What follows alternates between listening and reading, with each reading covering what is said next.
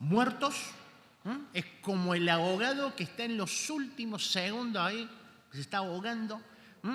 Como el enfermo terminal que espere que se corte, o el preso que está en el corredor de la muerte y le espera cumplir la sentencia, no tiene escapatoria para hacer. Son ilustraciones, son ilustraciones. Y el domingo pasado, dentro de la doctrina de la salvación, comenzamos a ver uno de los aspectos, que fue el arrepentimiento. Arrepentimiento.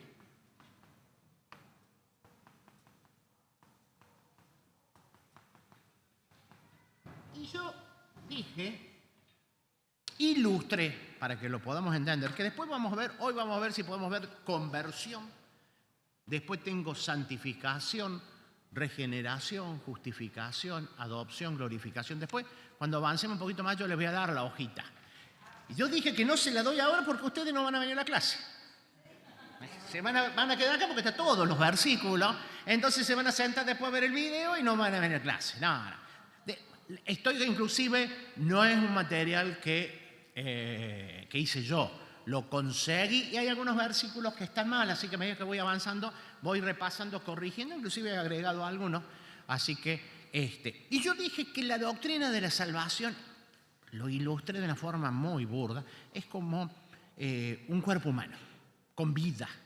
Y que así como el cuerpo humano tiene un sistema digestivo, un sistema circulatorio, un sistema nervioso, un sistema endocrinológico, un sistema reproductor, yo no puedo decir, a ver, voy a ver el sistema digestivo y lo voy a sacar y lo voy a poner acá y tengo la boca, el esófago. No, forma todo. Algo así pasa con la doctrina de la salvación. Vimos arrepentimiento, pero no lo puedo sacar yo de la conversión, de la santificación, de la adopción, de la justificación. Entonces estamos viendo como si estuviésemos viendo un sistema en el cuerpo humano, el sistema digestivo, desde la boca, el esófago, el estómago, el intestino, cómo trabaja, procesa, pero no funciona solamente con el sistema digestivo porque se complementa con todo el orden. Vimos lo que era el arrepentimiento. Y esta planillita tiene una estructura, ustedes la han visto. A veces los que trabajamos con números utilizamos mucho lo que se llama tablas o matrices, se les sabía llamar. El significado, el concepto, cuál es la orientación, la base bíblica y la aplicación práctica. De todas estas, todas van hasta acá. Dijimos, ¿qué es lo que era el arrepentimiento? ¿Qué es arrepentimiento? Y lo primero que dije yo lo voy a definir por el lado de decir lo que no es arrepentimiento. Arrepentimiento no es empezar de nuevo. No es poner foja cero. Mañana empiezo, me arrepiento de todo lo que comí en estos, no semanas, años, y mañana empiezo el régimen. Foja cero. Nada de pan, no. Eso no es arrepentirse. ¿No? Dijimos que tampoco es remordimiento. Uy, qué mal que hice. Y digo, no es remordimiento. Ni tampoco es decir, bueno, yo me arrepiento y empiezo a cargar como una penitencia, un castigo. Y sí, porque esto me pasó, entonces me arrepiento y cargo una cierta penitencia para compensar. Y bueno, ahora voy a empezar a hacer esto, voy a ir a la iglesia, voy a hacer la procesión de acá, voy a celebrar este culto, estos ritos. No es eso el arrepentimiento. Dije que el arrepentimiento es un cambio ¿de qué? De mente. Cambio de mente. Esa es la palabra en el original. Cambio de mente, metanoia. Cuando yo hablo de mente, no hablo de intelectual. Cuando la palabra de Dios habla de mente, puede hablar de corazón. Habla de donde está en la base de los sentimientos y de la parte espiritual. Diríamos el alma y el espíritu. Esa parte que nosotros no la podemos ver, no la podemos tocar. Entonces es un cambio de mente, es un cambio en lo que es mi vida. Entonces no es que mañana empiezo el régimen, no, es que voy a cambiar rotundamente. Y lo ilustré con algunos ejemplos bíblicos que después los vamos a mencionar y vamos a leer lo que es arrepentirse. Y hoy lo vamos a complementar con la conversión, que están muy vinculados. Vimos que era requerido por Dios. Cuando Jesús está por comenzar su ministerio, Juan el Bautista dice, arrepentíos. Ese era el mensaje. Si tenía que tener un pasacalle un cartel grande, Juan el Bautista, arrepiéntase, arrepiéntase, pueblo de Israel, vuélvase a Dios. Y leímos versículo que era, fue anunciado por los profetas, Lucas 24, 25, Jesús habló con los discípulos de Maús y les dice que desde las Escrituras les había dicho que ya se había anunciado el arrepentimiento. Cristo también anunció el arrepentimiento, el mensaje de los apóstoles en Pentecostés, y a partir de allí anuncia un arrepentimiento. Vamos a leer algunos versículos por la parte práctica. El arrepentimiento, ese cambio de mente. Yo cambio radicalmente. No es que empiezo a foco cero, cambio mi mente. Lo veo desde otro concepto. ¿Qué produce? ¿Qué partes prácticas produce en mí? Segunda Timoteo 2:25.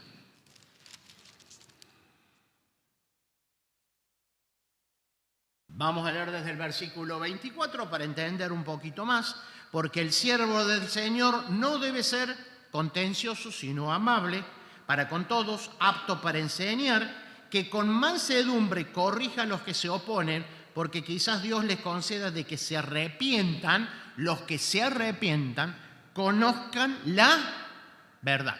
Lo primero que produce el arrepentimiento es un arrepentimiento genuino, un cambio de mente, es que vas a conocer la verdad. ¿Cuál es la verdad? Jesús dijo, yo soy el camino. Conocer a Cristo, conocer a Dios. La verdadera verdad. Entonces, acá está hablando de que el siervo de Dios tiene que ser así y que encamine su vida, su ministerio, para anunciar el mensaje de Dios, que produzca arrepentimiento, cambio de mente, que conozcan a Dios. Hechos 3:19. El discurso de Pedro, después de Pentecostés, el arrepentimiento produce perdón de pecados. 3:19. Así que arrepentíos y convertíos para que sean borrados vuestros pecados y para que venga la presencia del Señor en tiempos de refrigerio. Justamente este versículo vamos a volver a leer cuando pasemos al segundo tema, la conversión. Arrepiéntanse y conviértanse para que vuestros pecados sean perdonados. Pedro estaba dando este mensaje en Hechos 3, como en Hechos 2, a un contexto en ese momento judío. Va a llegar después en Hechos capítulo 10, cuando Pedro va a la casa de Cornelio, donde ya el contexto de la iglesia se amplía hacia un contexto no judío o gentil. Hechos 11:18, ya que tenemos en ahí, conoce la verdad, borra pecados.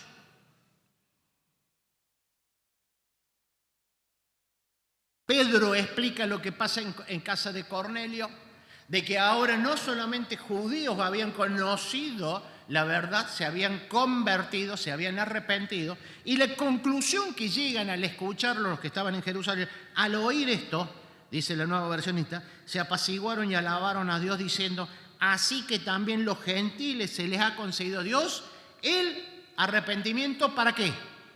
Para vida. El arrepentimiento produce vida. Recordemos, el hombre, la mujer, es una persona muerta. Yo lo representé como alguien que está agonizando en el agua, en la enfermedad o en la cárcel. Efesios, nosotros estábamos muertos en nuestros delitos y pecados. Hechos,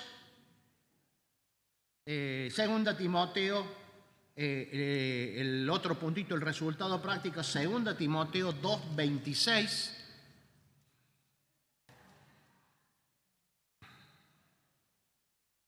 Porque el siervo de Dios no tiene que ser contencioso, leíamos recién, sino que conceda y se arrepienten y conozcan la verdad y escapen del lazo de que están cautivos a voluntad de Él. Ese Él es un pronombre, está hablando de Dios.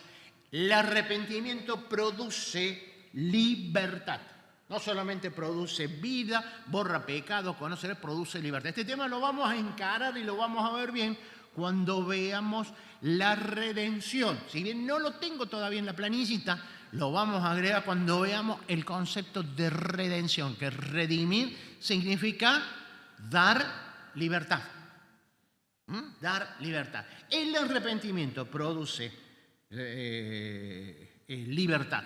A veces nosotros lo cantamos en las canciones, los viejos himnos, los nuevos coros. Hablamos mucho de libertad. Justamente el arrepentimiento produce libertad del pecado. En este caso dice del lazo de Satanás y del castigo eterno. Y el último, Hechos 26, 20.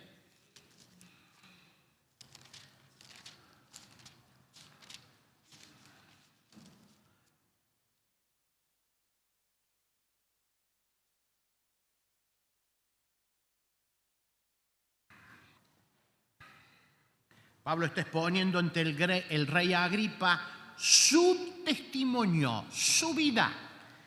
Y dice en el versículo 19, así que rey Agripa, no fui desobediente a esta visión celestial.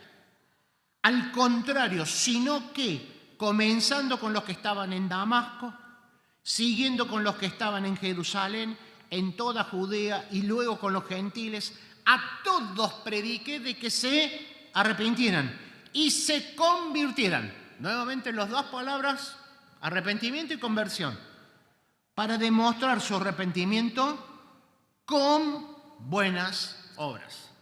El arrepentimiento produce buenas obras. No somos salvos por obras, sino que somos salvos para buenas obras. Efesios 2, versículos 8 y 9, por gracia sois salvos por medio de la fe. Esto no de vosotros, pues don de Dios, no por obras, para que nadie se glorie. Lo sabemos de memoria, está ahí. Pero el versículo 10 dice que fuimos hechos para buenas obras. No somos salvos por obras, somos salvos para desarrollo. Y acá Pablo le dice al rey Agripa, yo me convertí, yo me arrepentí. Todos los arrepentidos, los convertidos son los mismos, deben producir buenas obras. No para salvarse, sino porque somos salvos. Dos ejemplos en la Biblia que nos muestran del arrepentimiento. Yo los mencioné el domingo pasado. Uno en el caso de Zaqueo. Ahí tenemos un caso concreto de arrepentimiento. Zaqueo tenía inquietudes y tenía deseo de conocer a Jesús. Tenía problemas, su estatura, así lo plantea él. Pero su problema no era la estatura, su problema era un problema espiritual. Y Jesús lo llama, yo necesito ir a tu casa, Zaqueo. Y Zaqueo recibe. Y Jesús concluye la historia de Zaqueo diciendo, ha venido la salvación a este hombre que es un verdadero israelita. Y él se arrepintió de su vida.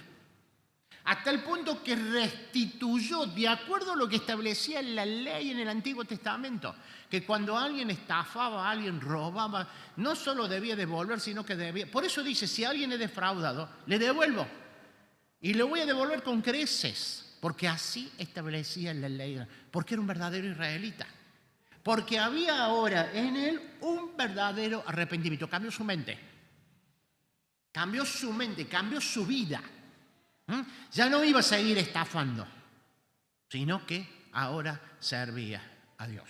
Y el otro caso que mencioné el domingo pasado de una persona verdaderamente arrepentido frente al pecado es el caso de David. Segunda Samuel, capítulo 12.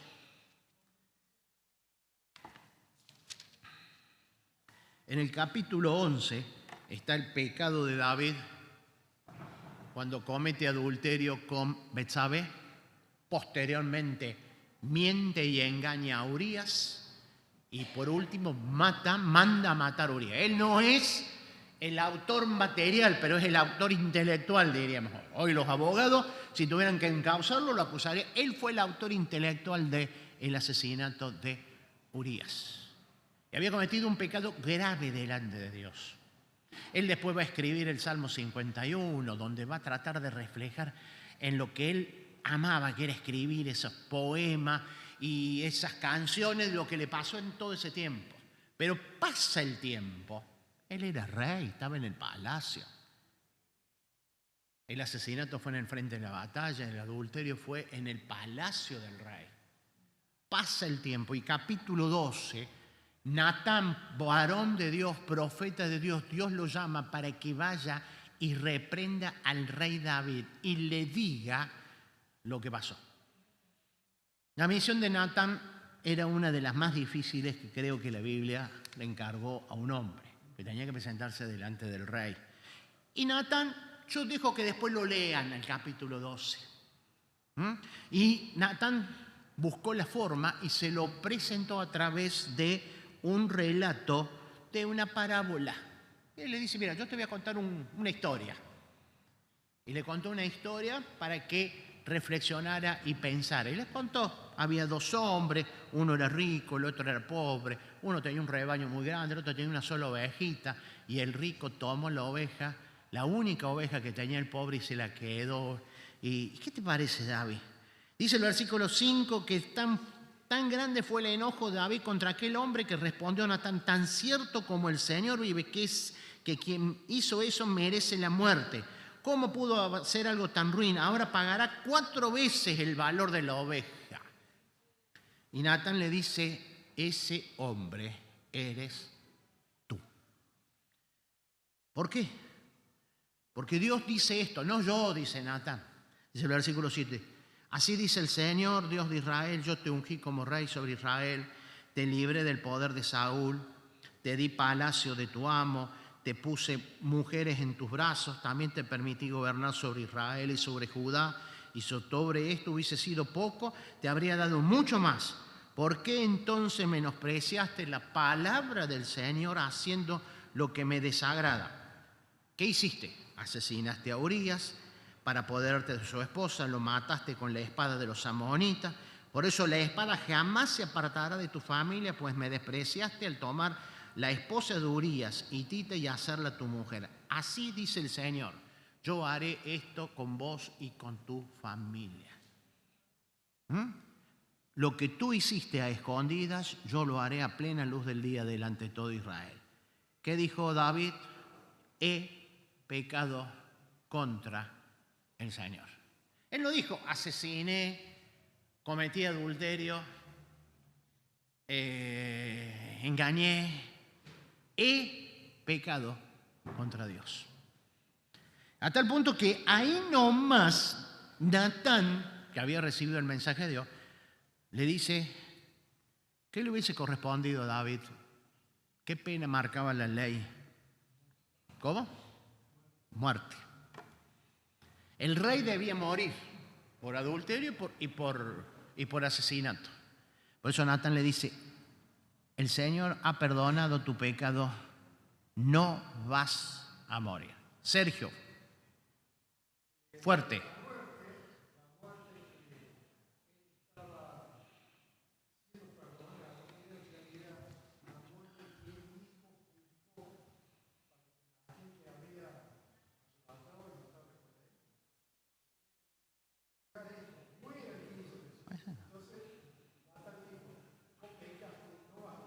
Exacto. Él dictó la sentencia, vamos a decir así, es así. Pero ahí nomás Dios, a través del profeta Natán, dice, yo he perdonado tu pecado, porque había arrepentimiento en David. Y yo lo dije el domingo pasado y lo digo ahora para terminar el tema. Dios perdona todos los pecados, pero puede haber consecuencias a pesar del arrepentimiento.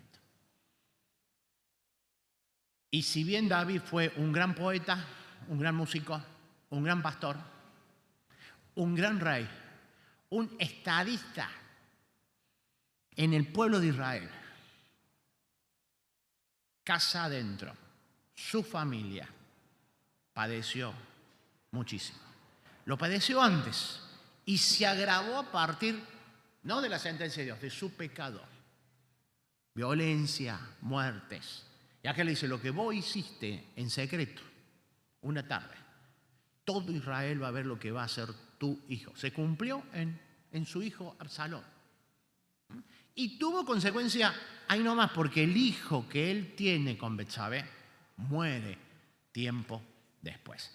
Dios perdonó el pecado de David. Más adelante comete otro, más adelante en el libro de Samuel, no lo sabemos cronológicamente, cuando censa al pueblo, y muchos mueren a causa del pecado, y él se da cuenta de que se equivocó, se arrepiente, pero hay consecuencias. Entonces, hoy Dios perdona todos los pecados. Y no hace falta que yo le diga, vos empieces a enumerar, robé, maté, estafé, cometí adulterio. Es pecado. Es pecado. Así dice, yo he pecado. Dios perdona. Pero puede haber consecuencias. Consecuencias en nuestra vida a causa de nuestra desobediencia. Lo importante, el arrepentimiento es un cambio de mente. ¿Cómo andamos ahora? Bien.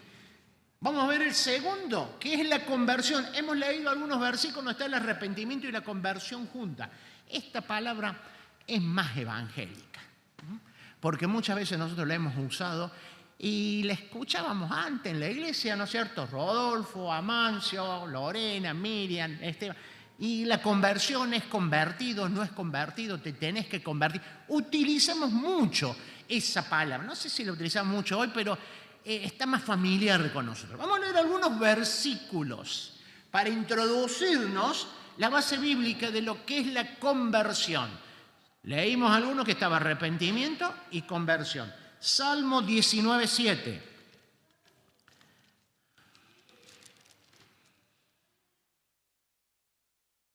La ley del Señor es perfecta, que convierte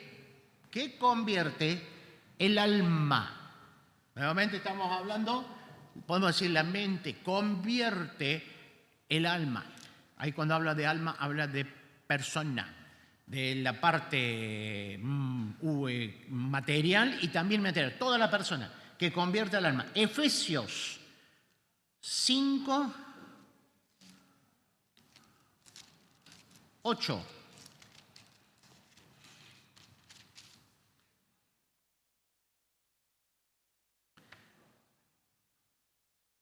Porque en otros tiempos erais tinieblas, mas ahora sois luz en el Señor, andad como hijos de luz. Cambiaron, se convirtieron de las tinieblas a la luz. Un versículo más, dos más. Hechos 15:3.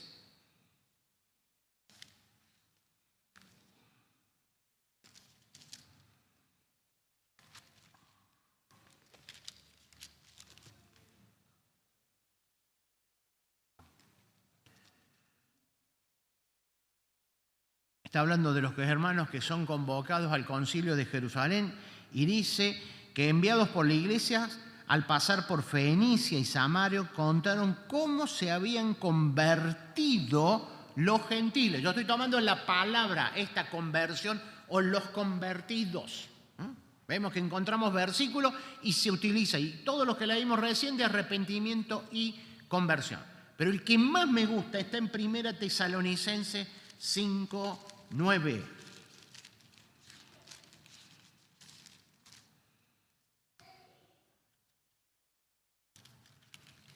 Primera Tesalonicenses 5:9. Voy a leer el 8 para que lo entendamos en el contexto. Porque partiendo de ustedes ha sido divulgada la palabra del Señor, no solo en Macedonia y Acaya, provincia del norte y provincia del sur de lo que era la antigua Grecia. Tesalónica estaba al norte, en las provincias de Macedonia, sino que también en todo lugar vuestra fe en Dios se ha extendido, de modo que nosotros no tenemos necesidad de hablar más. Porque ellos mismos cuentan de ustedes, de los tesalonicenses, la manera en que recibisteis y cómo os convertisteis. Primera Tesalonicense 1:8 y 9. Primera Tesalonicense. Perdón, me equivoqué el número. 1:8 y 9, el 9 donde está. Porque ellos, todo Acaya, todo Macedonia y toda la otra región cuentan como ustedes, como los tesalonicenses, la manera en que os recibisteis y cómo os convertisteis de los ídolos a Dios para servir a un Dios vivo y verdadero. La iglesia de Tesalónica, nos tenemos que ir al libro de los Hechos, Cuando Pablo llega a Tesalónica, se armó un lío bárbaro.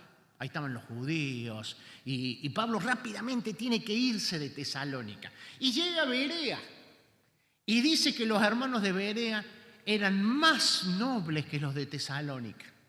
Miren cómo empezó, Berea y Tesalónica. Pero después vemos cómo se convirtieron. Y dejaron a los ídolos para servir al Dios vivo y verdadero. Se convirtieron. Ahora la segunda palabra entonces, la conversión, término que utilizamos mucho nosotros en la iglesia, es un cambio de vida.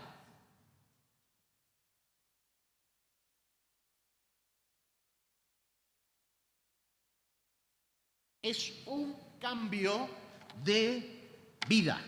Justamente la palabra convertirse quiere decir, yo me paro, me doy cuenta que voy por un mal camino, doy la vuelta y me vuelvo. La palabra conversión es me paro, me detengo, hago un giro de 180 grados y me vuelvo. Eso es lo que quiere decir convertirse. Es el caso cuando Jesús lo ilustró con el hijo pródigo. ¿Se acuerdan? Él estaba allí en el chiquero de los chanchos, con el olor a podrido, olor a chancho, olor a chiquero. Estaba con hambre. Dice que volvió en sí, pensó, ¿cuántos obreros en la casa, jornaleros en la casa de mi padre tienen? No pasan por esto.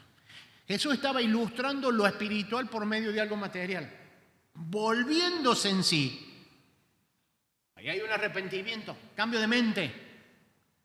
Pero tomó la decisión y dijo, me levantaré e iré a mi padre y le diré, Padre, he pecado contra el cielo y contra el cielo. Ahí está ilustrado en esta parábola justamente la conversión, el cambio de vida. Basta de chiquero, basta de chancho. Basta de cerdo. Me vuelvo a la casa de mi padre. Y en la casa del padre no había chanchos. ¿Qué había? Corderos. Corderos. Ovejas. Y él se vuelve. Es una historia apasionante. Es una historia, es un relato que posiblemente no haya sido real. O posiblemente sí. Por eso es una parábola. Y él viene y le dice, Padre, pecado contra el cielo. Y el Padre lo recibe. Así como estaba, lo mandó a cambiar, bañarse, sacar las ropas que estaban todas sucias, con olor a chancho, con olor a mugre. Es así. Nosotros lo leemos, pero no lo podemos apreciar. Y le pone mejor vestido y manda a matar el cordero. Todo ese simbolismo es para decir que hay un cambio ahora de vida, un cambio de vida. Entonces, va todo junto. No puedo yo separar arrepentimiento sin conversión. La conversión ahora cambio y me vuelvo. Cambio y me vuelvo. El ejemplo es la iglesia de Tesalónica. Pablo dice, al principio fueron duros, porque se arman los líos bárbaros ahí. Pero pasó el tiempo y ya no hace falta ni que vaya a escribirle, a hacer mensajes, porque toda la península de Grecia, Acaya y Macedonia hablan de cómo ustedes cambiaron. Cómo ustedes cambiaron la vida. No es que cambiaron de iglesia, no es que cambiaron de religión. Es una conversión. Dejaron a los ídolos para servir al Dios único y verdadero.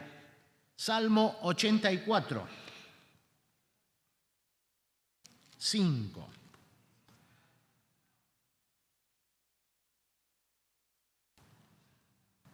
Bienaventurado el hombre, la persona que tiene en Dios, en ti tus fuerzas, y en cuyo corazón están tus caminos. Acá cuando habla de camino justamente es ese camino que se vuelve, es el cambio de vida.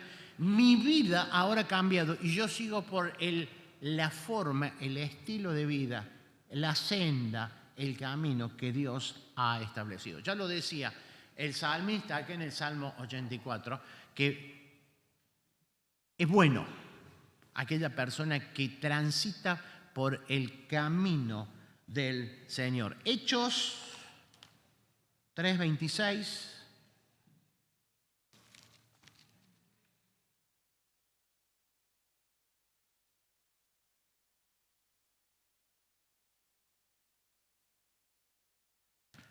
A ustedes, dice Pedro, primeramente Dios, habiendo levantado a su Hijo, a Cristo, les envió para que os bendijere, a fin de que cada uno se convierta de su maldad.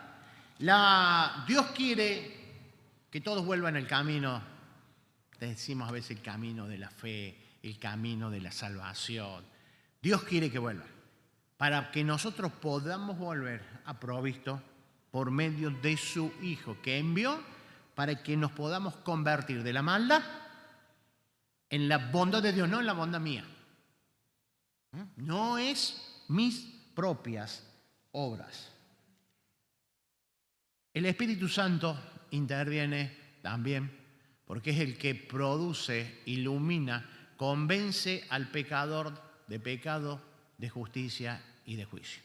Dios llama a que se conviertan. Dios llama a que vuelvan al camino. Dios lo hizo con el pueblo de Israel cuando lo llamó y le dije, dejen, decían las sendas, los caminos que ustedes están transitando y vuélvanse a mí. Para eso mandó a Jesucristo. Y el Espíritu Santo es el que convence de pecado, de justicia y de juicio. Y leíamos el Salmo al principio, la ley de Jehová es perfecta que convierte el alma. Esto es lo que va a producir arrepentimiento y conversión. No una ayuda, no una música, no una obra de teatro, sí una ayuda sobre la base de Dios, sí una alabanza, una música basada en la palabra de Dios, sí una obra de teatro basado con principios en la palabra de Dios. Y podemos seguir diciendo el deporte, los sociales, todo esto ayuda en la medida que yo presente la palabra de Dios. La palabra de Dios es la que convierte a la persona. Cuando dice el alma allí, está refiriéndose a la persona. Hemos visto que produce vida, recién lo leímos en Efesios 5:8, y está consumada o cerrada en el amor de Dios. Filipenses 3:7-8.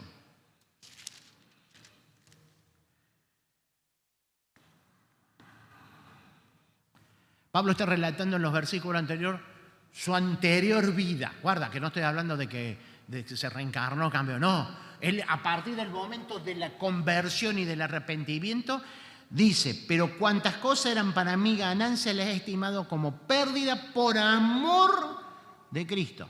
Y ciertamente aún estimo las cosas como pérdida por la excelencia del conocimiento de Jesús, mi Señor, por amor el cual lo he perdido todo y lo tengo por basura para ganar a Cristo.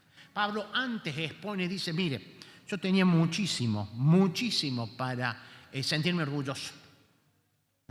Porque yo era circuncidado al 8º día, judío auténtico, del linaje de Israel, de la tribu de Benjamín, circuncidado al 8º día, hebreo de hebreo en cuanto a la ley era fariseo. Yo me conozco el Antiguo Testamento de memoria. En cuanto al celo perseguidor de la iglesia, en cuanto a la justicia, porque es la ley, irreprensible. Nadie podía acusarme de nada con respecto a la ley. Pero me faltaba algo. Convertirse. Arrepentirme. De nada me servía que me conociera todo el Antiguo Testamento si yo estaba muerto en mis delitos y pecados. De nada te sirve de que vos hayas sido evangélico, católico o la religión que seas bueno, buen vecino, más o menos, si no tiene un verdadero conocimiento de Dios. Y Pablo dice, yo me podría sentir orgulloso. Mi currículum como Saulo de Tarso es esto. ¿Qué hice yo a partir de ese momento? Lo dejé de lado, lo tiré, lo he estimado como pérdida. Y ahora solamente me interesa la excelencia de Cristo, porque por amor. La conversión, la base es el amor de Dios derramada por nosotros. El amor nos alcanzó. Por amor estamos aquí. Por amor. Él produjo en nosotros un cambio de vida. Los resultados prácticos. Los resultados prácticos. Voy a mencionar los versículos. Confesión de pecados. La conversión, Hechos 19, 18, produce confesar nuestros pecados. Confesar no al hermano que está al lado. No lo tengo que escuchar yo. No hace falta que lo digas en voz alta. Se lo tenés que confesar a Dios.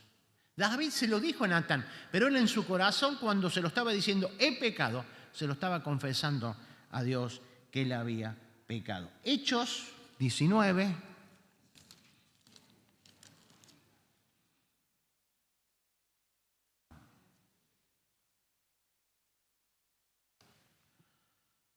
Pablo está en Éfeso, 18, 19, 20. Y muchos de los que habían creído venían y confesando y dando cuenta de sus pecados. Produció un cambio en su vida. Miren lo que pasa. Muchos de los que habían practicado la magia trajeron sus libros y los quemaron delante de todos. Hecha la cuenta de su precio, hallaron que eran 50.000 monedas de plata. Estimaron que lo que se destruyó, que había estado siéndose utilizado para la magia, la hechicería, eran 50.000 monedas de plata. En la conversión, ese cambio de vida se produce también en cuestiones prácticas. Yo soy salvo, no por obras, sino para buenas obras. Y tengo que dejar las obras que no están de acuerdo con Dios. En Éfeso era una ciudad muy idólatra. Ahí estaba el templo a Diana o Artemisa, depende del lado que lo veamos, si romano o griego, con uno de los templos más grandes de la antigüedad. Y los hermanos de Éfeso,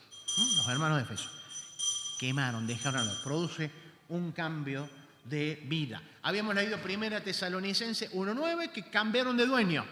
Antes servían a Satanás, ahora sirven a Dios. Dejaron las tinieblas para servir a la luz. La conversión produce un cambio, vamos a decir así, de dueño. Yo ya no estoy más con Satanás, las tinieblas, atado, como vimos con los lazos sino que ahora somos de Dios. Produce también un cambio en nuestra vida. 1 Timoteo 1:13, 14, Hechos 9:20. Miren lo que cuenta de Pablo. Me gustó este versículo. Un cambio de ocupación. Hechos 9 es la conversión de Pablo en el camino a Damasco. Cae, queda ciego, es llevado a la ciudad. Viene Ananías, le recupera la vista. El Espíritu Santo viene sobre él, se convierte, se arrepiente. Y enseguida predicaba, Hechos 9:20, a Cristo en la sinagoga, diciendo que este era el Hijo de Dios.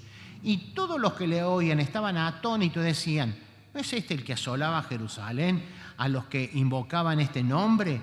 Y a esto vino acá para llevarlos presos ante los principales sacerdotes. Pero Saulo mucho más se esforzaba y confundía a los judíos que moraban en Damasco, demostrando que Jesús era el Cristo. Yo puse acá un cambio de ocupación, un cambio de las tareas. No quiere decir que vas a dejar tu trabajo, que vas a dejar tu familia, vas a dejar tu barrio, pero tu estilo de vida, tu cambio de vida ahora está orientado en esto. Pablo seguía siendo judío. Seguía siendo fariseo y se daba cuenta de que lo bueno que le había servido ser fariseo es que conocía la palabra de Dios, pero no le servía de nada los ritos y el cumplir la ley, porque ahora cambió su vida y comenzó a predicar a Cristo. Produce un cambio de vida y produce por último un cambio de destino. Un cambio de destino, porque el destino del no convertido, el cambio del destino del no arrepentido es la muerte. Acordate, el abogado, le quedan segundos. Al enfermo que termina le quedan horas. Ahora tiene vida. Primera Tesalonicenses, el mismo versículo, el que sigue, que ustedes dejaron los ídolos para servir al Dios. Primera Tesalonicenses 1:10. Y esperar, después que dice, y esperar de los cielos a su Hijo, el cual resucitó de los muertos a Jesús, quien nos libra, hoy nos libran de la ira venidera. No dice que nos va a librar de la ira, hoy ya nos está librando de la ira venidera. Y agrego el último versículo, Filipenses 3, 20, 21, mas nuestra ciudadanía está en los cielos. Somos ciudadanos del cielo. Estamos aquí en esta tierra, sujetos, como lo veíamos en el gráfico domingo pasado, a tiempo, espacio, miramos acá, miramos la fecha, nuestras limitaciones, pasan los años, cada vez sentimos menos fuerza, más enfermedades, más dolor, pero nuestra meta espiritual está en el cielo. Y mientras tanto, sirvamos al Señor. Vemos entonces cómo la obra de Cristo para salvarnos, que nosotros no nos merecíamos, no podíamos hacer nada, produce un cambio de mente y produce un cambio de vida, que es lo que produce la conversión. El domingo que viene vamos a seguir viendo con alguno más. Vamos a seguir viendo otro de la parte de la doctrina de salvación, otro sistema, vamos a decir así, que está íntimamente relacionado para que podamos nosotros avanzar y por sobre todas las cosas. Esto que pasó en un día en nosotros, tal vez muchos años, algunos meses, produzca en nosotros un cambio de vida para dar gloria y honra a Jesús, para que andemos en buenas obras, para que demos testimonio, ejemplo con nuestra vida, con nuestras palabras, con nuestros hechos, de que Jesús es el Señor y cambió nuestra vida. Oramos. Padre nuestro, gracias por este tiempo, gracias por tu palabra que es viva y eficaz. Cristo es nuestro Salvador. Muchas veces nos aferramos a nuestra propia naturaleza, a nuestras propias fuerzas. Queremos llevar nuestra vida con los recursos que nosotros creemos que podemos afrontar. Pero Señor, que podamos decir, como dijo Pablo, que todo eso que él tenía y todo lo que nosotros tenemos lo consideremos como una pérdida, que no sirve para nada, que te miremos a ti, al único Dios verdadero, Señor, y sabemos que con ti somos más que vencedores y por medio de Jesucristo tú nos fortaleces día a día. Despídenos en tu paz, con tu bendición, acompáñanos en esta semana en las distintas actividades, en el nombre del Señor Jesús. Amén.